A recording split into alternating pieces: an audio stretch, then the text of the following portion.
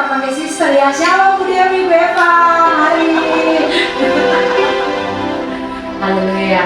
Karena di sini ada bapak-bapak juga ya yang ikut ya. Jadi shalom semuanya aja ya. Boleh bangkit berdiri ya, Bu. Haleluya. Apa kabar hari ini? Semua bisa dilewati, luar biasa. Haleluya. Yang merasakan kebaikan Tuhan boleh lambaikan tangan. Ya, seperti biasa saya mesapa ya. Shalom sisters. I'm blessed. Oke, ulang lagi ya. Shalom sisters. I'm blessed. Ya, yang diberkati Tuhan boleh berikan tepuk tangan. Haleluya. Mari kita siapkan hati kita, percaya bahwa kita ada hari ini semua karena anugerah Tuhan, semua karena kebaikan Tuhan. Terpujilah namamu Tuhan kekal selama-lamanya. Kami bersyukur buat anugerah-Mu yang luar biasa Tuhan. Bukan karena kekuatan kami, bukan karena kehebatan kami, tapi semua karena kemurahan-Mu ya Tuhan. Terpuji namamu Yesus. Sama-sama kita angkat pujian ini. Bukan dengan kekuatanku ku dapat jalani hidupku, tanpa Tuhan yang di sampingku ku tak mampu sendiri. Engkaulah kuatku yang menopangku, haleluya, yang menopangku. Ku pandang wajah-Mu dan berseru, amin Tuhan. Pertolonganku datang dari-Mu, pengampunanku Tuhan. Haleluya, jangan lepaskan, Kaulah harapan dalam hidupku. Bersyukur kita punya Tuhan yang baik, Tuhan yang setia. Lari katakan, bukan dengan kekuatanku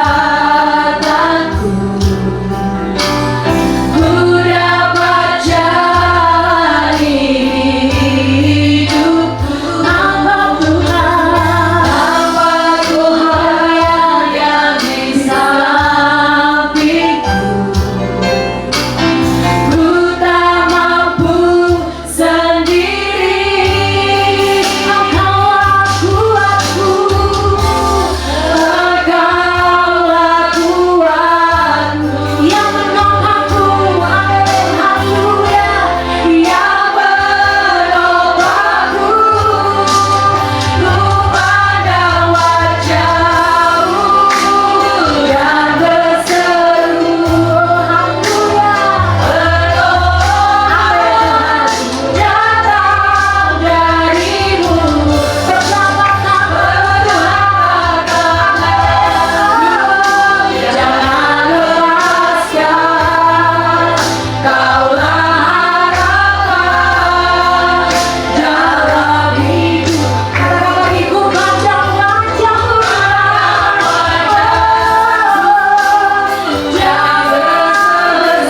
berseru, pertolonganku datang dari-Mu. Pegang tangan kami Tuhan, jangan lepaskan, jangan lepaskan, Kaulah harapan dalam hidupku. Naikkan pujian ini sebagai doa kita kepada Tuhan. Katakan, ku pandang wajah-Mu Tuhan, ku pandang wajah-Mu dan berseru. Pertolongan kami datang dari-Mu ya Tuhan. Kau satu-satunya yang sanggup menolong kami. Amin, haleluya Tuhan. Angkat kami ya Tuhan, tuntut setiap langkah kami ya Tuhan. Kami perlu Engkau Tuhan. Amin, haleluya. Jalan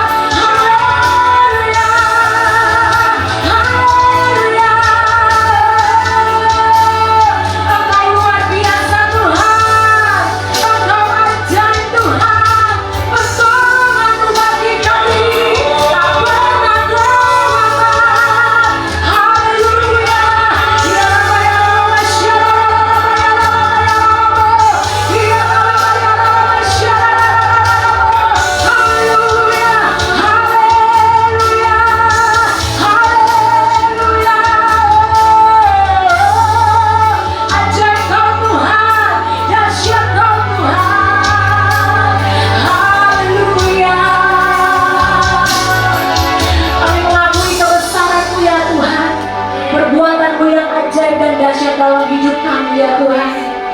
Terima kasih ya Tuhan.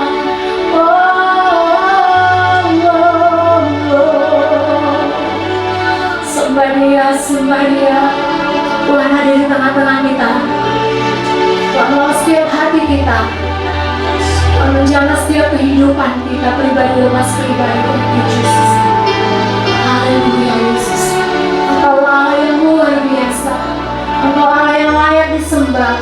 Engkau Allah yang layak ditinggikan, diagungkan selama-lamanya Tuhan. Terima kasih ya Tuhan. Oh haleluya. Engkau ajaib Tuhan.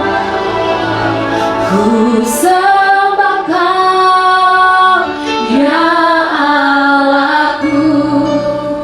Ku tinggikan nama-Mu selalu.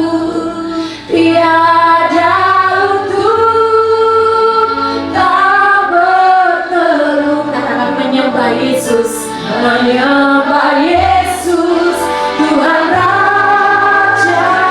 Ku sembah Kau, ku sembah Kau ya Allahku. Ku tinggikan nama-Mu selalu. Semua lidah kau berlaku. Menyembah Yesus, Engkau Yesus, Tuhan Rajaku. Tuhan Rajaku. Setiap kita yang hadir di tempat ini, mari sembah Tuhan kita. Katakan, ku sembah ya Allahku. Ku tinggikan nama-Mu selalu. Katakan setiap lutut Tuhan. Haleluya. Menyembah Yesus, Tuhan Raja. Ku sembah Kau Tuhan. Haleluya. Engkau Tuhan Allah kami. Kami tinggikan nama-Mu selalu. Semua lidah berlaku.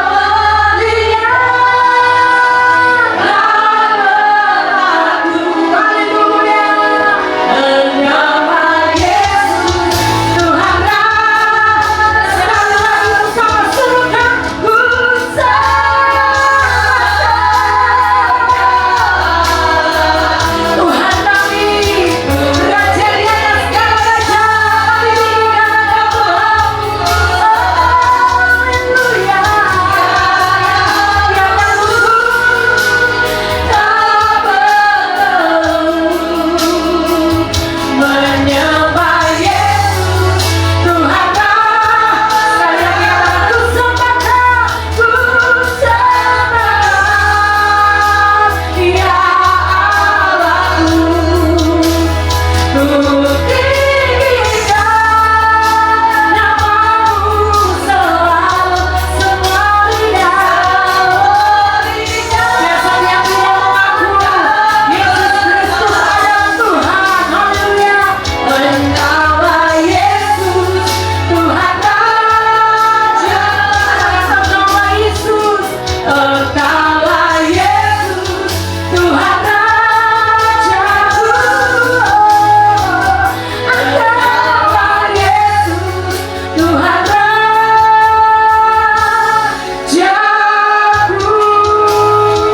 Tepuk tangan sorak-sorai bagi Tuhan kita, Raja di atas segala raja. Haleluya, haleluya, haleluya. Segala kemuliaan hanya bagi Tuhan. Yang siap memuji Tuhan sama-sama kita katakan amin. Boleh berikan tepuk tangan sekali lagi. Haleluya. Seberapa banyak yang bersuka cita, boleh colek di kiri kanan memberikan senyum. Katakan, hati yang gembira adalah obat yang manjur. Iya, haleluya. Bersuka cita bagi Tuhan kita. Amin. Haleluya. Sama-sama kita naikkan pujian. Dan bersuka cita boleh bertepuk tangan. Come on. Jesus. Bersuka cita dalam Tuhan. Sebab Tuhan kekuatan kita. Katakan,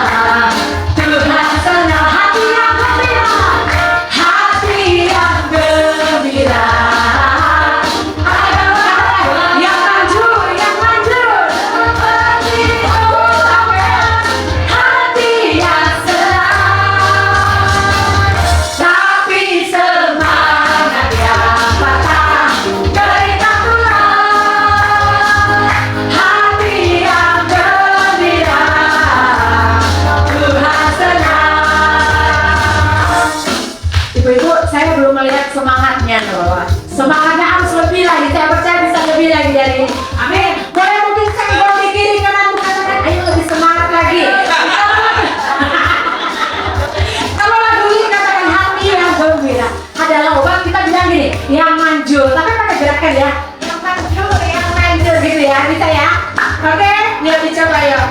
Hati yang gembira, hati yang gembira adalah obat yang manjur, yang manjur. Seperti obat hati yang senang, tapi semangat yang patah terikat tulang. Hati yang gembira ku harus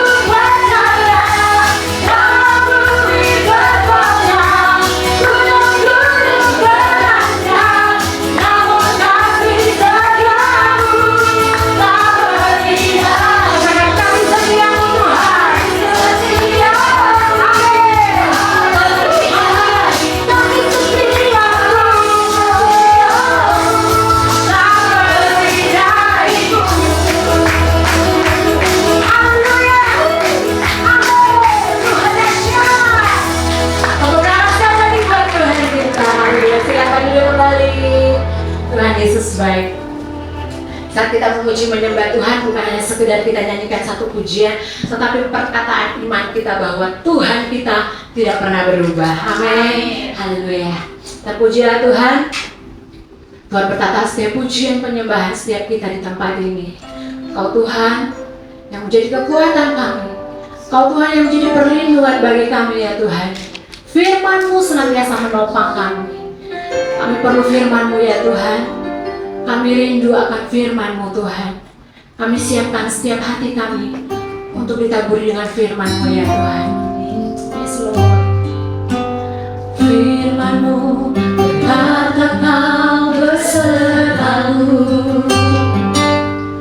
maka kuat roh dan jiwamu. Amin Tuhan. Tangan-Mu Tuhan selalu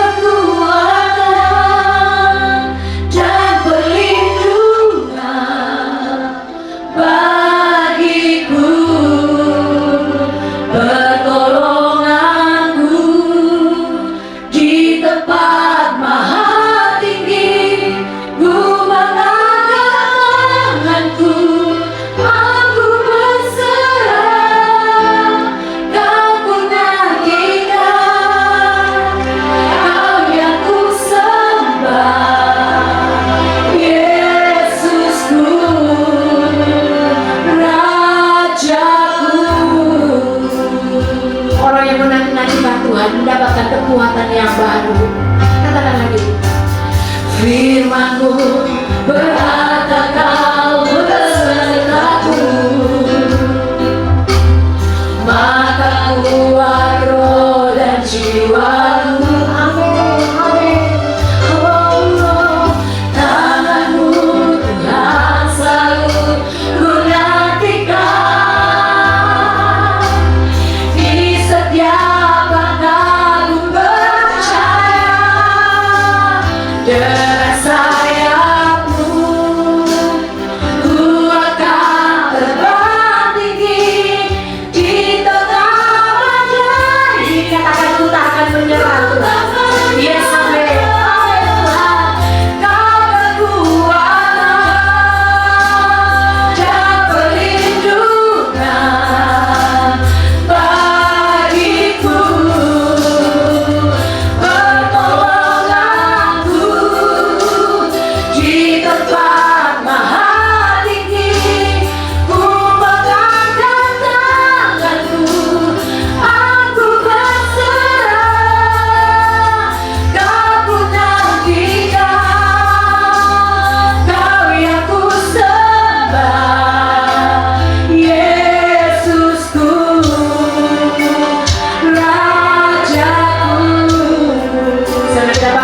Sekali lagi, nyatakan dengan iman, katakan pertolonganku di tempat maha tinggi. Amin, haleluya, di tengah badai hidup Tuhan. Ya haleluya, Kau kekuatan dan perlindungan bagiku.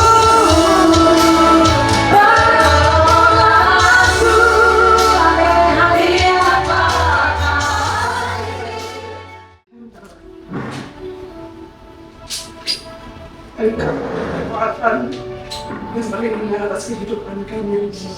Kami bersyukur pada setiap keadaan kami, setiap kejadian kami ajaib Tuhan.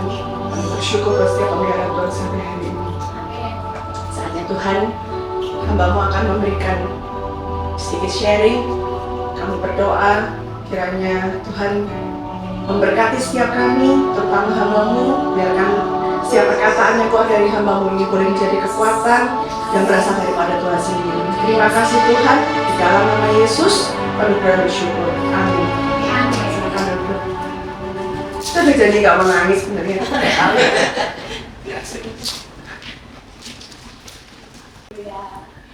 Shalom, sisters and brothers. Ya, sudah tahu kalian nama saya Evelyn, saya berasal dari kota Semarang. Suami saya juga berasal dari kota Semarang. Dan hari ini saya mau menyaksikan cinta Tuhan. Sudah cukup lama sebetulnya kejadian ini. Jadi di suatu hari papa saya itu mimpi ya, ada 2 ekor ular kecil sekitar 1 meter itu masuk ke dalam rumah. Saat mengalami mimpi itu, papa saya ketakutan sangat, gitu kan. Tapi akhirnya ular itu berhasil masuk dan papa saya kebangun. Papa saya di Semarang itu WL juga, pemberita firman juga, jadi banyak teman-teman hamba Tuhan di situ. Jadi besoknya papa saya telepon teman-teman, minta dukungan doa karena merasa takut. Selang beberapa waktu, pas Jumat Agung, itu saya sakit. Sakitnya itu di pangkal paha sini, tapi saya nggak bisa jelaskan titik mana yang sakit karena itu hanya berasa sakit aja. Semakin bertambah hari, sakitnya semakin hebat. Dan akhirnya saya sekolah itu di lantai 2 saya nggak bisa turun. Papa saya bingung kok saya nggak keluar dari sekolah. Ternyata saya kesakitan di atas, saya nggak bisa turun sama sekali. Akhirnya saya pelan-pelan dipapah gitu, papa saya naik. Akhirnya saya baru bisa pulang. Berlanjut, mimpi papa saya itu ular yang kemarin masuk kecil itu sudah jadi 10 meter. Jadi mimpinya kayak sehari ya. Tapi di mimpi itu papa saya sudah nggak takut lagi. Tapi ular itu yang satu ada gantung di pohon, yang satu papa saya cerita sudah di semen. Jadi tinggal kelihatan kepalanya aja. Tapi di mimpi itu papa nggak takut. Nah, saya dibawa ke dokter, semua spesialis profesor anak di Semarang. Itu tidak ditemukan penyakit apapun. Jadi yang dicek lab itu yang laju darah saya itu tinggi, berarti ada infeksi di dalam tubuh. Tapi tidak ditemukan penyakit apapun yang lain. Jadi saya dibawa ke rumah sakit di Semarang, di rumah sakit Elizabeth waktu itu untuk diobservasi. Saya malah kena malaria di rumah sakit. Jadi imun saya cukup drop, saya kena, badan saya tiduran semua, saya nggak bisa jalan, kesakitan. Dan saya harus mengikuti etanas waktu itu di rumah sakit. Jadi zaman dulu kan ada etanas ya. Saya masih bersyukur waktu itu masih bisa duduk. Jadi saya masih bisa kerjain ulangan etanas itu di rumah sakit. Pengawas saya datang ke sekolah. Tapi selang 2 minggu saya nggak sembuh juga, dokter sarankan untuk pulang. Karena anak itu nggak ada penyakitnya. Akhirnya pulang dan ternyata di rumah itu sudah tidak tambah membaik, tambah sakit. Jadi badan saya yang dari bisa duduk, saya sudah nggak bisa miring kanan kiri. Kaki saya yang tidur lurus itu sudah nggak bisa lagi. Harus ditekuk sedikit kaki saya. Jadi kalau semua kegiatan yang ada di kamar mandi harus dilakukan di kasur. Paham ya maksudnya ya? Jadi kebetulan, jadi kalau itu dicari kasur busa supaya mama saya gampang kan kalau saya mau buang air kecil atau buang air besar.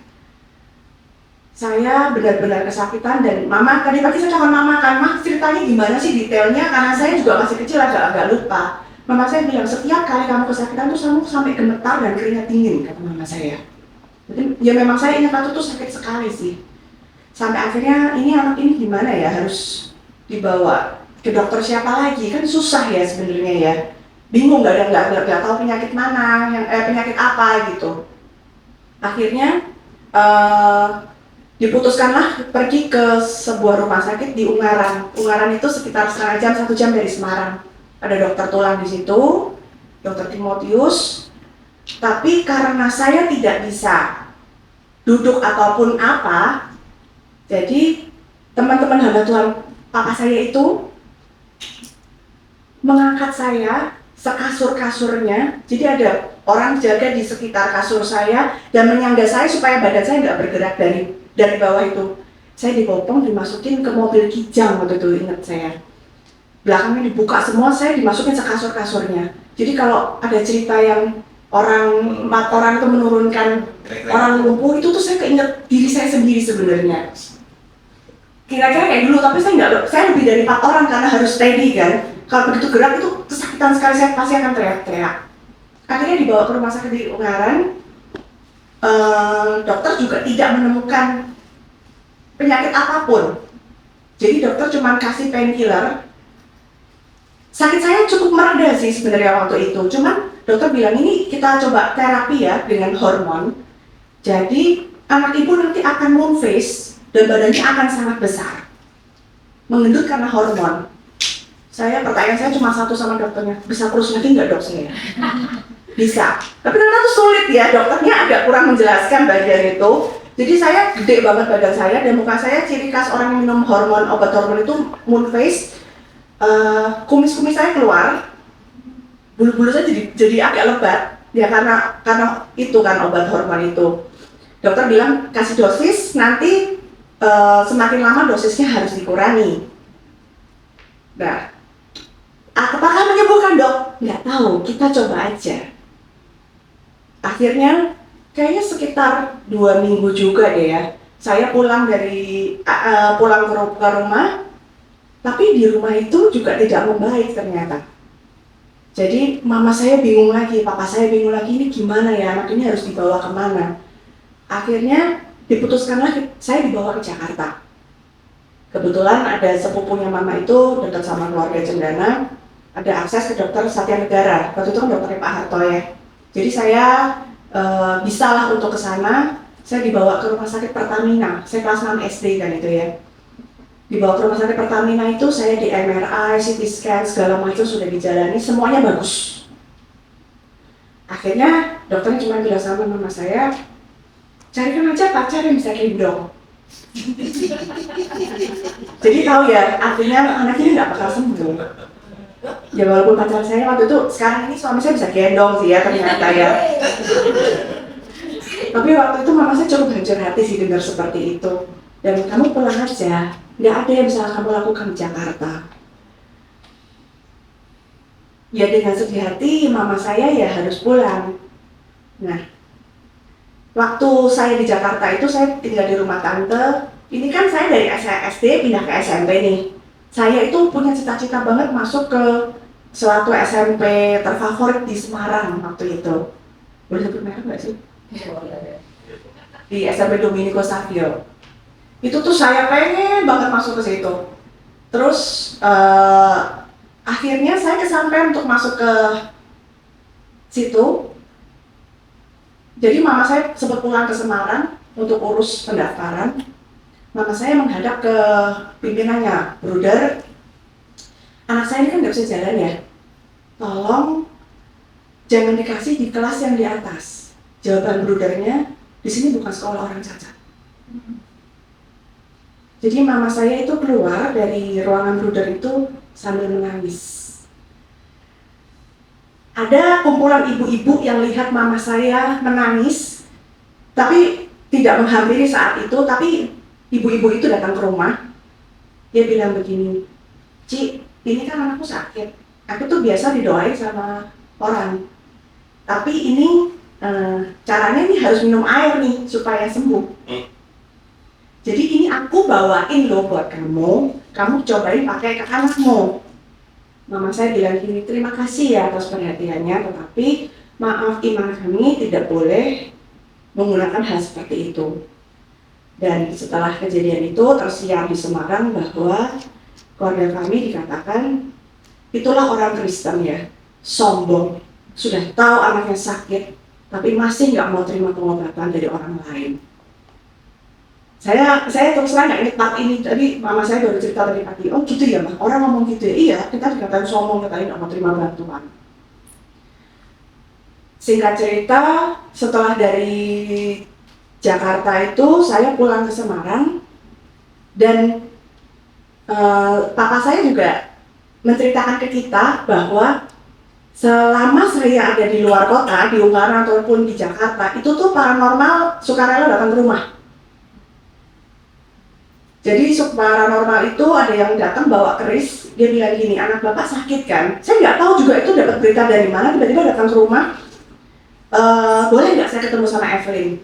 Tolong ini kerisnya ditaruh di atas kakinya gitu sambil doa. Dari kepercayaan sepupu kita, bukan sepupu jauh sih, saudara kembar sebenarnya, sambil doa. Terus hal itu nggak bisa diterima oleh papa mama saya. Nah, tapi saya juga heran sih, itu orang-orang itu kayak pegawai mama saya kan punya bridal ya di Semarang. Mama saya itu pegawainya kan diliburin karena mama saya pergi. Terus tukang angkotnya nanya gini, Mbak, kamu udah lama nggak naik angkot kemana? Libur, anaknya bosku sakit. Oh, anaknya bosku itu kamarnya itu dulu bekas taman ya. Anaknya bosku itu diganggu sama penunggunya, dipegangin kakinya.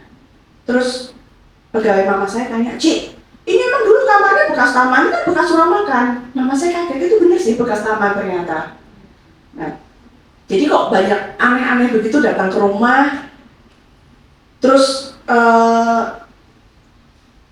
papa saya kalau yang ngantar jemput kan papa saya kan ke sekolah. Teman-teman yang ngantar jemput bilang gini, kamu coba deh ke dukun, pasti bisa. Dicobalah, buat anak kok, semua harus dilakukan lah buat anak. Akhirnya papa saya bilang sama mama saya sih, apa gimana ya, aku pertaruhkan imanku apa ya, pokoknya anakku sembuh lah. Mama bilang gini, tapi kamu jawab, Pak, pokoknya sampai mati, aku ini ada di tangan Tuhan. Waktu itu saya bilang begitu. Tapi mungkin orang tua pikirannya sudah ya nggak karu-karuan ya. Jadi setelah pulang dari Jakarta, ada tim dari teman baik papa saya dari gereja lain di Semarang datang ke rumah.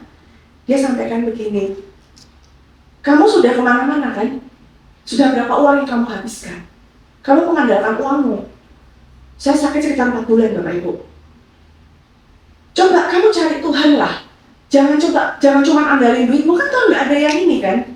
Sampai tim dokter di Semarang juga akhirnya sampai sempat saya mau dibawa ke Singapura waktu itu. Karena tidak diterima penyakit. Sedangkan dokter di Semarang mau rujuk ke dokter mana di Singapura juga bingung mau rujuk ke dokter apa. Akhirnya dengan bantuan tim dari gereja di Semarang itu, GPDI, yuk kita doa puasa yuk. Mama saya itu, papa saya kan bawa firman segala macam. Mama saya juga ke gereja sih, tapi cuman ya gereja aja. Ya pokoknya jadi orang baik aja. Tapi ya udah gitu loh, nggak ya sampai cari Tuhan segala macam gitu, enggak. Mama saya nanya, ini gimana caranya puasa? Sama papa saya, ya udahlah pokoknya bangun sampai sore jam 6, nanti kita baru buka puasa bersama-sama. Jadi saya waktu itu kelas 6, adik-adik saya masih kecil, adik saya nomor 2 kelas 4, adik saya yang kecil itu masih TK. Jadi kami sekeluarga itu memutuskan untuk doa puasa. Doa puasa di hari yang pertama, sorenya mama saya lagi cuci beras, zaman dulu kan nggak pakai rice cooker ya, lagi itu di dapur. Saya bilang, Mah, aku bisa jalan, Mah. Mama saya kaget kan, kok bisa jalan ya ini orang ya? Ini anak kok bisa jalan gitu loh. Terus, wah, nih, manggilnya kan Moni kan kalau di Semarang kan, nih, bisa jalan ya? Aduh, puji Tuhan ya. Ya udah bisa jalan walaupun masih susah kan. Tetapi kata mama saya, malam harinya saya tuh teriak-teriak lagi kesakitan.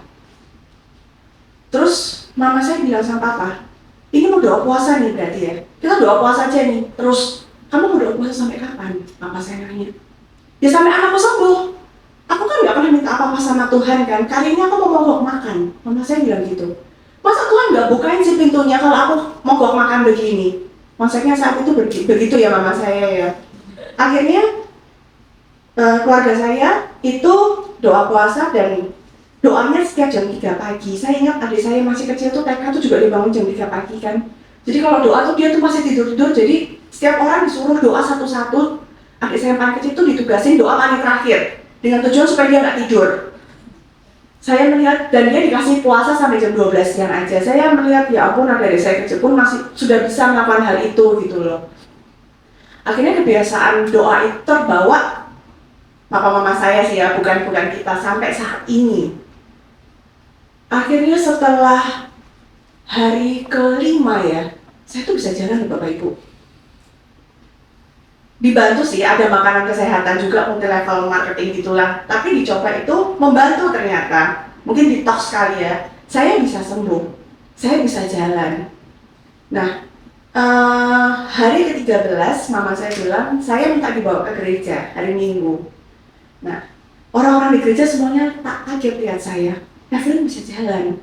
Terus kamu tahu waktu itu lagunya itu loh, lagu doa, ada orang lumpuh berjalan, orang buta melihat. Lagu apa sih mah?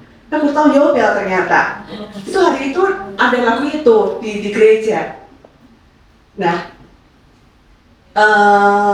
ternyata setelah 4 bulan itu ya saya full kembali sehat normal seperti biasa. Saya bisa jalan lagi, bisa aktivitas lagi ya. Walaupun awal-awal sekolah saya masih pakai tongkat, tapi akhirnya saya sembuh sih. Puji Tuhan ya. Tolong dibukakan di Matius 18 ayat ke-3 dan ke-4.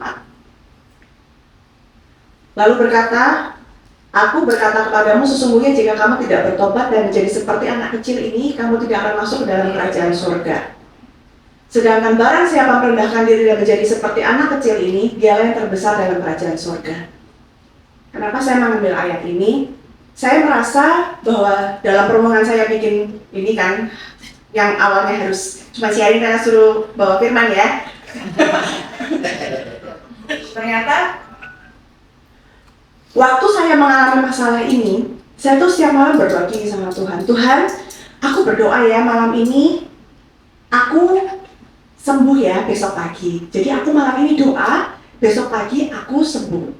Saya nggak tahu kenapa saya mendeklarasi Tuhan, kenapa besok paginya saya harus sembuh. Tapi saya tuh punya iman percaya yang luar biasa sekali, bahwa Tuhan tuh pasti sembuhkan saya.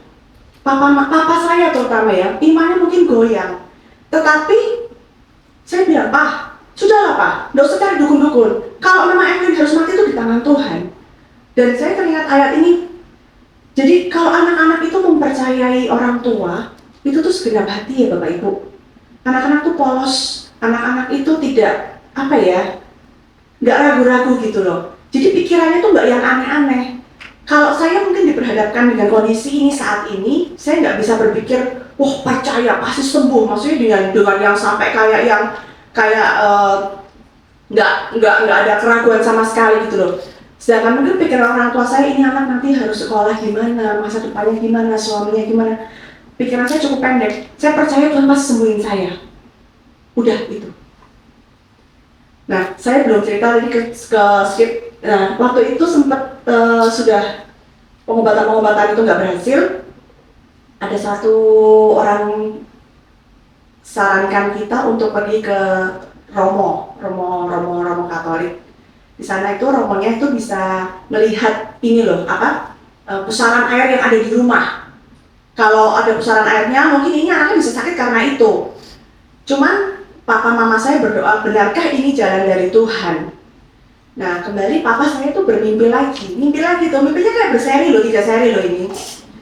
Papa saya mimpi satu sore jalan-jalan itu ke sebuah rumah dan melipir gitu ke rumah.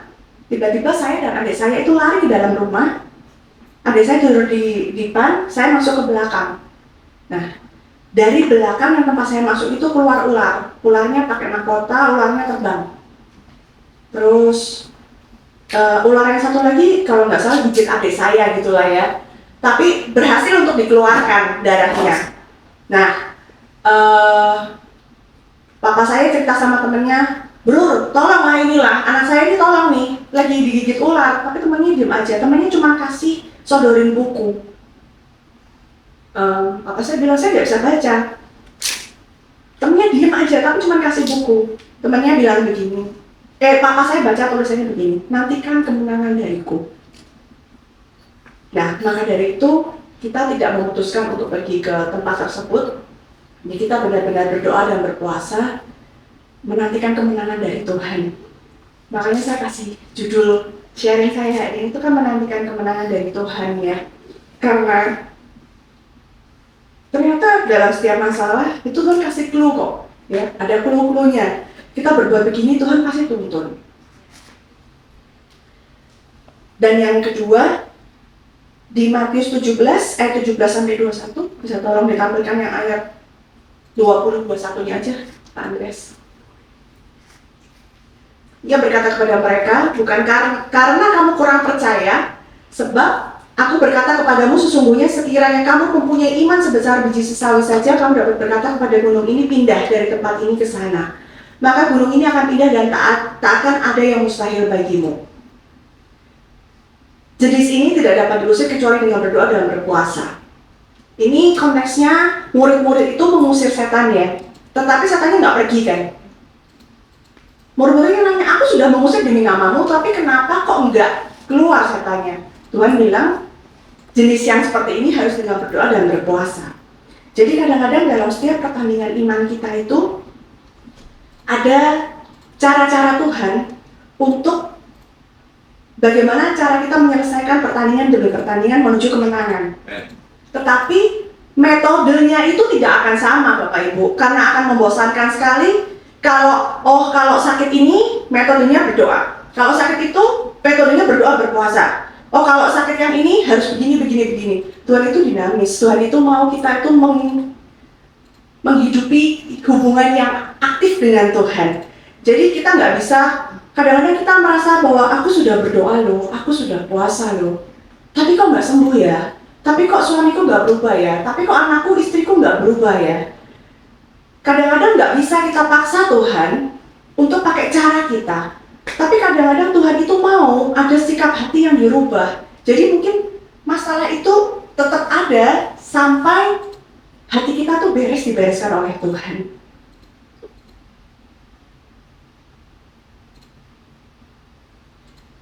Saya diingatkan sama ceritanya Daud dan Saul. Waktu itu Daud mau berperang melawan Goliat. Waktu itu Saul kan mau pinjamkan jubahnya ya ke Daud. Tapi Daud kan nggak mau karena terlalu besar, keberatan. Jadi jubah yang sama untuk maju berperang dari Saul tidak bisa dipaksakan dipakaikan kepada ke Daud. Sama-sama alat berperang, tapi tidak bisa kita pakai serta-merta seperti itu. Jadi silakan Bu. Jadi kalau kita punya kesaksian hidup, kita tidak bisa bilang sama Tuhan, oh mungkin kamu belum bikin ini nih, jadi kamu belum bisa sembuh. Mungkin kamu belum bikin ini nih, jadi suamimu, istrimu, anakku belum bertobat. Nggak bisa. Tuhan itu nggak bisa, kita nggak bisa paksa orang untuk mengikuti metode yang kita kasih. Kesaksian itu hanya untuk menguatkan, supaya, oh ternyata dengan begitu ya, bisa Tuhan ternyata jawab. Tapi seperti kata Ayub di dalam Ayub 42 ayat 5, hanya dari kata orang saja aku mendengar tentang engkau, tetapi sekarang mataku sendiri memandang engkau. Jadi Tuhan itu pengen kita aktif dekat sama Tuhan. Jadi gimana ya caranya Tuhan untuk berperang di medan pertempuran yang ini? Ya kita harus mengalami yang pribadi dengan Tuhan. Kita nggak bisa pakai cara-cara yang mungkin ya berdoa pasti ya Bapak Ibu ya, berdoa pasti, berpuasa Pak. Ya itu kalau diperlukan itu baik, tapi mungkin ada hal-hal lain yang ingin Tuhan bereskan dalam kehidupan kita. Lalu yang terakhir, apakah Bapak Ibu kadang pernah bertanya begini enggak? Kenapa sih kadang Tuhan kok membiarkan orang-orang itu ada dalam kesusahan? Ada yang pernah merasakan seperti itu? Atau ada kok aku dimasukkan ke dalam pencobaan ini sih? Nah, kita buka di Mazmur 34 ayat 20. Kemalangan orang benar banyak, tetapi Tuhan melepaskan dia dari semuanya itu. Jadi yang menerima kemalangan itu siapa? Orang benar.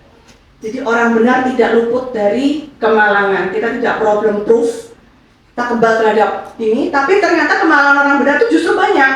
Tetapi janji Tuhan yang ada di dalamnya yaitu Tuhan melepaskannya dari semuanya itu.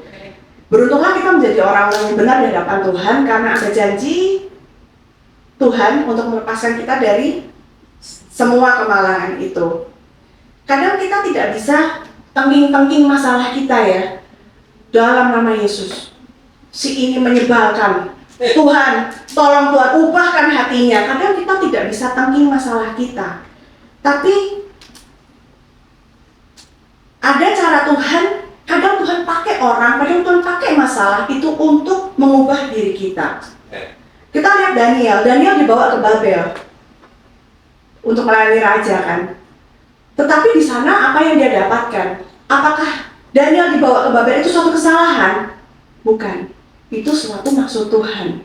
Jadi jangan sampai katakan ada yang bilang aku sudah begini, ternyata salah ya, ternyata Tuhan tidak gini ya. Kadang-kadang bukan aku bergerak begini salah ya, tetapi kadang di dalam suatu kegerakan itu ada maksud Tuhan, ada pencobaan yang harus dihadapi. Jadi karena Allah turut bekerja dalam segala hal untuk mendatangkan kebaikan. Jadi cara pandang kita itu menentukan kapan masalah itu akan selesai. Jangan fokus terhadap kemenangan. Karena janji Tuhan, kemenangan itu sudah dijanjikan oleh Tuhan, bahkan kita lebih dari pemenang. Jadi jangan pikirkan hasilnya itu pasti menang Bapak Ibu. Yang penting itu adalah prosesnya, selama kita menuju kemenangan itu yang mau Tuhan bentuk kita hari keseharinya. Nah, dengan kita merubah cara pandang kita, terobosan itu akan terjadi. Jadi jangan, kalau sedang ada masalah saat ini, pergumulan atau apapun, yang terpenting adalah respon kita dalam menantikan kemenangan daripada Tuhan. Karena respon kita itu menentukan durasi episode kita. Ya, kalau nonton sinetron itu kan ada yang sinetron cuma 12 episode, sinetron drakor, ya, ada yang cuma 6 episode. Nah, itu panjangnya itu tergantung dari respon kita terhadap masalah itu. Amsal 15 ayat 15, hari orang berkesusahan buruk semuanya, tetapi orang yang gembira hatinya selalu berpesta. Di Mazmur 119 ayat 143, aku ditimpa kesesakan dan kesusahan, tetapi perintah-perintahmu menjadi kesukaanku. Yang pasti sudah kita tahu bahwa dalam menghadapi kesusahan pasti harus bersukacita. Jadi paksa diri untuk bersukacita, tetapi jangan bersukacita karena terpaksa. Ya. Ayat terakhir di Pengkhotbah 3 ayat 11a, ia membuat segala sesuatu indah pada waktunya. Bahkan ia memberikan kekekalan dalam hati mereka, tetapi manusia tidak dapat menyelami pekerjaan yang dilakukan Allah dari awal sampai akhir. Ini kalau huruf besar semua tidak terlihat ya. Tulisan di sini ini ia membuat segala sesuatu indah pada waktunya. Nyanyian di sini itu huruf kecil.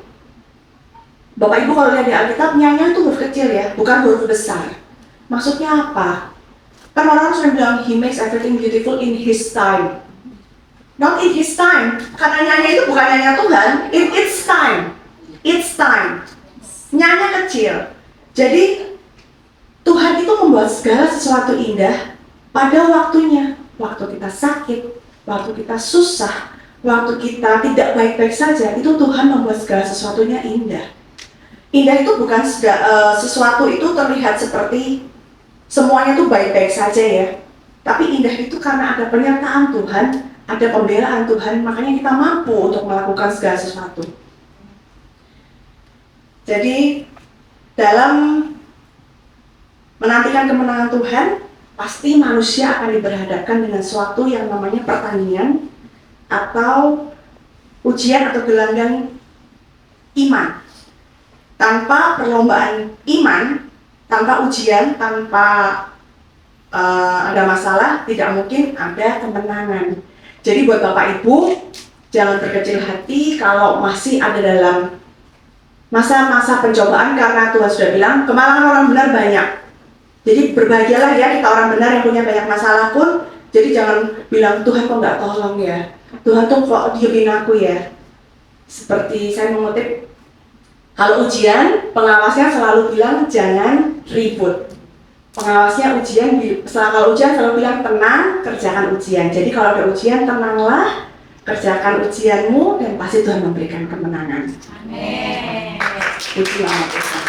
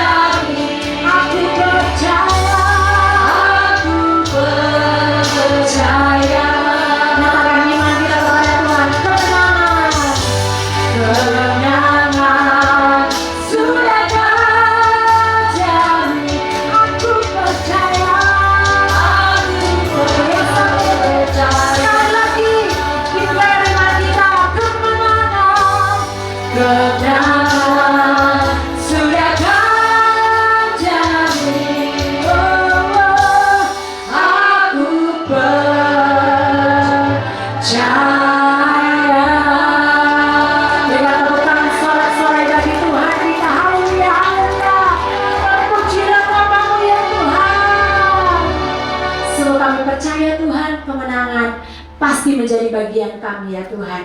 Yang percaya dengan iman sama-sama kita katakan amin. Tepuk tangan sekali lagi buat Tuhan kita.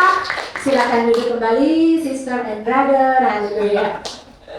Seberapa banyak yang diberkati saat ini, boleh lambaikan tangan. Amin. Ya, percaya bahwa Tuhan kita luar biasa, Tuhan kita setia. Iya, sister, terima kasih buat kehadirannya ya. Boleh meluangkan waktu. Saya percaya kita berkumpul di sini bukan hanya sekedar rutinitas, tapi kita sama-sama pasti diberkati ya. Setiap bulan kita mendengar kesaksian yang beda-beda. Nanti bulan depan juga pasti ada dari kita nih, pasti bisa sharing kesaksiannya. Nanti saya hubungi ya. Siap-siap minggu depan ya. Haleluya, haleluya. Kita akan memberi persembahan saat ini. Sebelum kita memberi persembahan, kita berdoa, minta kesediaan Cilinyi, boleh pimpin dalam doa. Oke, yuk mari ibu-ibu kita akan berdoa. Kami mengucap syukur Tuhan buat siang hari ini Tuhan. Kami merasakan Engkau hadir di tengah-tengah kami. Terima kasih Tuhan buat firman-Mu Tuhan, buat kesaksian Bu Evelyn Tuhan. Biarlah Engkau pakai Tuhan dalam hidupnya semakin hari, semakin luar biasa, semakin dipakai Tuhan, semakin dahsyat. Dimanapun Bu Evelyn berada, dia boleh menjadi berkat dan banyak jiwa-jiwa yang dibawa kepada Tuhan. Kalau pada siang hari ini Tuhan, kami siap untuk memberikan yang terbaik karena Tuhan Yesus sudah baik dalam kehidupan kami. Terima kasih Tuhan, berkati gereja ini Tuhan, supaya gereja ini boleh menjadi wadah di mana banyak jiwa-jiwa boleh dimenangkan dan dibawa bertumbuh kepada Engkau. Terima kasih Bapa, dalam nama Yesus kami siap untuk memberikan persembahan ini. Haleluya, amin. Selamat memberi yang terbaik buat Tuhan. Sambil memberi persembahan yang terbaik, kita naikkan pujian ini. Haleluya. Hati yang gembira adalah obat, seperti obat hati yang senang. Tapi semangat yang patah geringkan tulang. Hati yang gembira, Tuhan sekali lagi, hati yang gembira, hati yang gembira, yang maju, amin. Hati yang serah, tapi semangat yang patah geringkan tulang. Hati yang gembira, Tuhan senang. Nanti pulang dari sini, dari rumah sini, kita jadi orang-orang yang tetap bersuka cita. Amin. Amin. Tapi kalau sister perhatikan, ada quotes yang baik loh dari Bu Evelyn. Paksa diri kita untuk bergembira ya, bersuka cita. Tapi jangan bersuka cita karena terpaksa. Boleh tuh jadi status tuh ya. Ketik dulu. Baik, Pastor Evelyn. Yeay. Baik, kita balik berdiri sekali lagi. Kita nyanyi pujian ini dengan iman kita ya. Paksa diri kita untuk bergembira. Apapun masalah kita, percaya Tuhan kita sanggup menolong. Tuhan kita sudah memberikan kemenangan. Haleluya. Amin.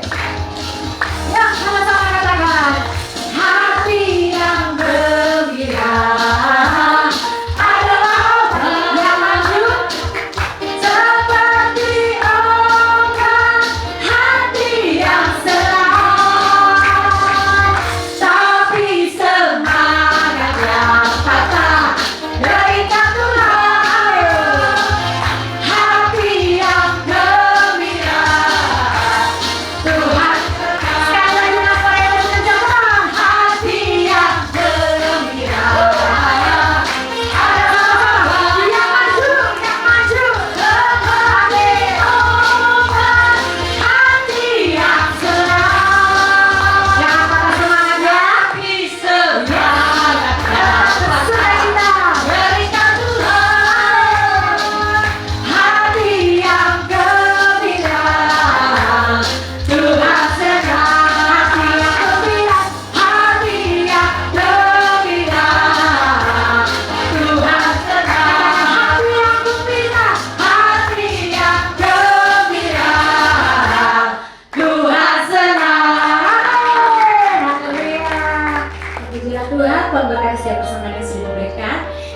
masuk dalam doa penutup, saya minta kesediaan Bu Enda lagi yuk. Doain buat kita semua. Silakan Bu. Mari kita satu dalam doa.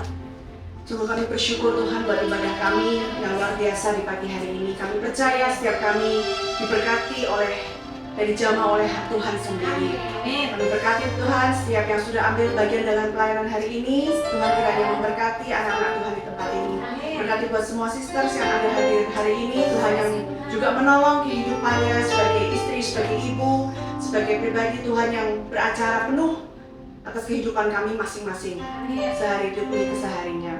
Terima kasih Tuhan, kami akan berpisah satu dengan yang lain. Kami percaya ada perlindungan Tuhan, ada penyertaan Tuhan yang tinggal atas kehidupan kami dari hari ini sampai selama-lamanya. Terima kasih Tuhan, pertemukan kami di ibadah kami yang lain. Kami percaya Tuhan memberkati gerejamu Tuhan, BSC Church. Tuhan memberkati gembala-gembala kami, Pak Budi, Bu Jen, Pak Syambu Lili. Kami berdoa kiranya Tuhan berikan hikmat, marifat dari surga. Kiranya Tuhan memberkati gembala-gembala ini Tuhan, sehingga nama Tuhan boleh dipermuliakan melalui BSC Church. Terima kasih Tuhan, di dalam nama Yesus kami berdoa dan bersyukur. Haleluya, amin. Amin.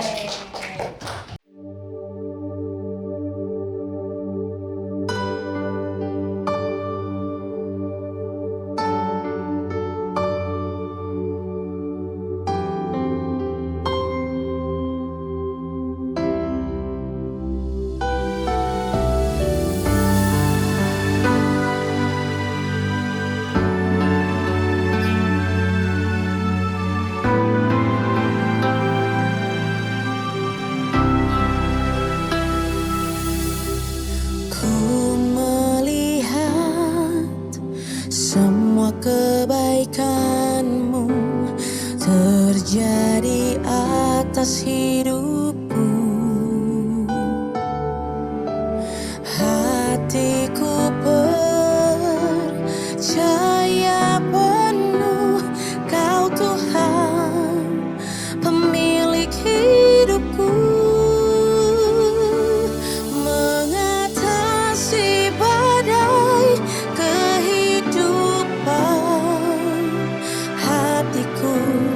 tak gentar sebab Kau sertaku. Ku percayakan seluruh hidupku padamu, Yesus kemenanganku.